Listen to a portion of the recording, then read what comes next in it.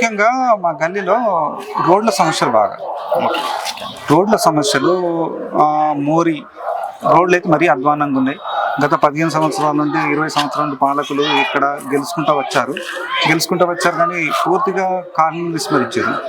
ఏదొక్క road ఎంత అధ్వానం అంటే, నేను తిరుగుతుంటే ప్రజలు ఒక్కొక్కటి చెప్తుంటే అసలు ఎంతో బాధ అనిపిస్తుంది. అంటే వర్షాకాలం వస్తే కనీసం నడవలేని స్థితిలో రోడ్లన్నీ బొందలుగా ఉన్నాయి.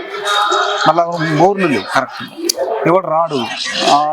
కార్పొరేటర్ కొన్ని సంవత్సరాల నుండి కనబడని ఏరియాలు కొన్ని కార్పొరేటరు అసలు తిరగడు, అసలు ఏరియాను పట్టించుకోడు. ఇంటికి వస్తే ఆయన అసలు ఇవాళ పబ్లిక్ని పట్టించుకోడు.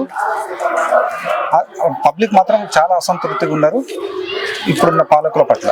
ఓకే, అంటే మరి ఇన్ని సమస్యలు చెప్తున్నారు కదా, మరి గత పాలకులు పరిష్కరించలేని సమస్యలని మీరు ఎలా పరిష్కరిస్తారు? ఇప్పుడు కేంద్రంలో మోడీ ప్రభుత్వం ఉంది. మాకు ఎంపీ అరవింద్ అన్న గారు మాకు ఎంపీగా ఉన్నారు. ఎమ్మెల్యే ధన్పాల్ గారు మాకు ఎమ్మెల్యేగా ఉన్నారు. ఇప్పుడు ఈ కార్పొరేషన్లో కూడా కార్పొరేటర్ గెలిచి ఇక్కడ కూడా మేయర్గా మేము వస్తే 3 అంటే పై నుండి కింది వరకు అందరము బీజేపీ వాళ్ళం ఉంటాం కాబట్టి అభివృద్ధి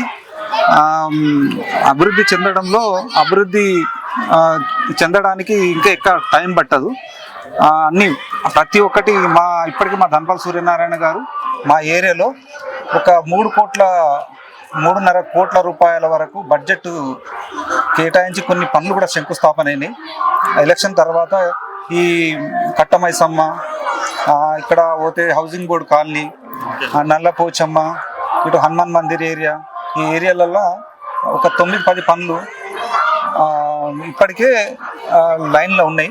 ఎలక్షన్ తర్వాత శంకుస్థాపన అయినాయి. ఎలక్షన్స్ తర్వాత అవి పనులు తొందరగా అయిపోతాయి.